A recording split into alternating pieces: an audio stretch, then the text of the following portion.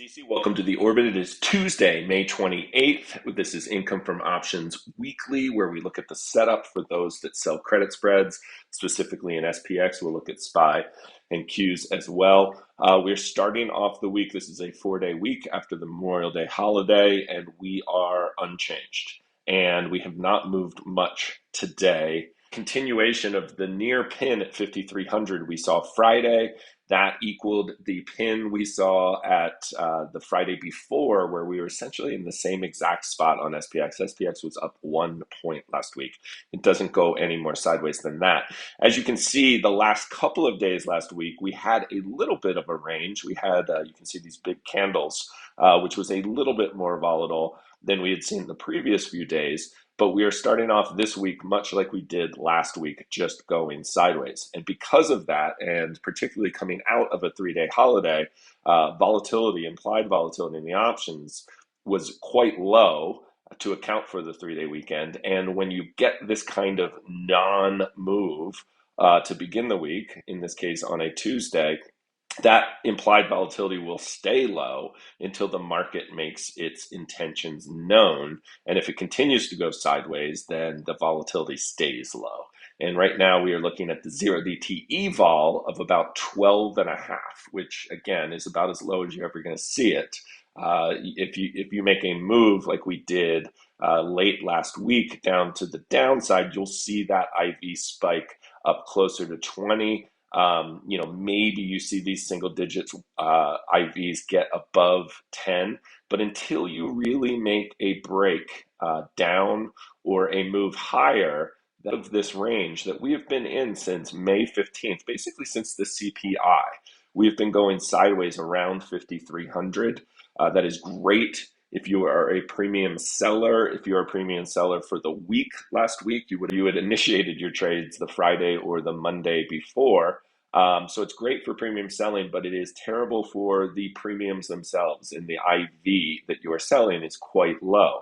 But for now, the market is cooperating if you are a seller of premium right now. You do see these moments of opportunity even in an extremely slow week like last week, where you might be able to get on credit put spreads down here. You might be able to get on credit call spreads down here at higher premiums. And in this case, to the downside, at higher IVs as well, because the IV tends to tick up when you get a move like this, like we did at the end of last week.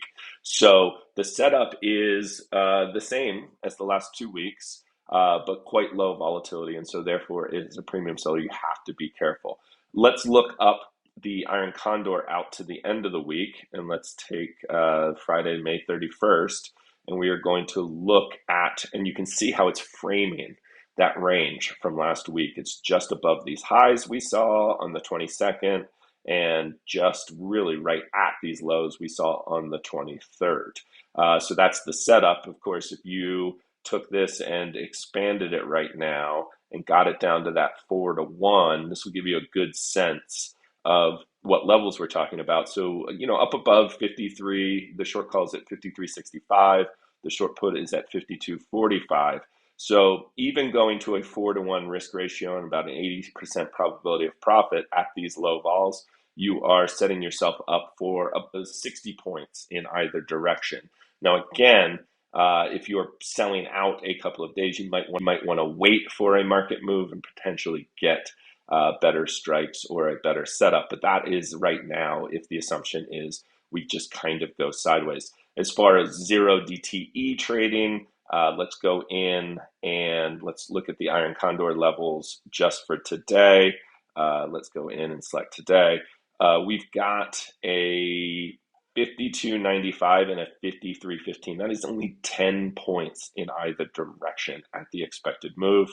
If you go outside the expected move a little bit to give yourself a little room, you can see how quickly you get down below that 4-to-1 risk ratio. That was only 2 strikes outside the expected move. Here's 1 strike outside the expected move, 52.90 and 53.20.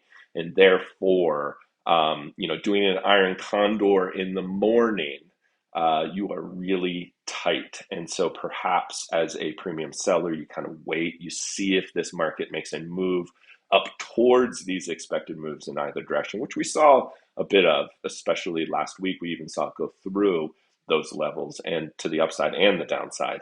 And perhaps you wait for those kinds of moves. Or the market could make a move with, this sideways for 2 weeks. It's not going to last forever. And a lot of traders, investors are waiting for that next move. Do we break out to the upside, or was this a top for now, a temporary top in the market? And for the Qs, we've got 18 vol for today, 14, 14, 14 out until Friday. So we are under 15 vol out until Friday. And you can see we're not even, the Qs are a little bit higher than SPX as far on the chart. And so any move to the upside and an expected move would take you actually to new highs. Any move, and that a lot of this has to do with NVIDIA. The downside doesn't even take you to the May 23rd low that we saw. It's just short of that. So again, premium sellers and Qs and SPY. SPY is going to look like SPX. Qs is a slightly different chart, is a little closer to the all-time highs, and that is because of that NVIDIA report late last week.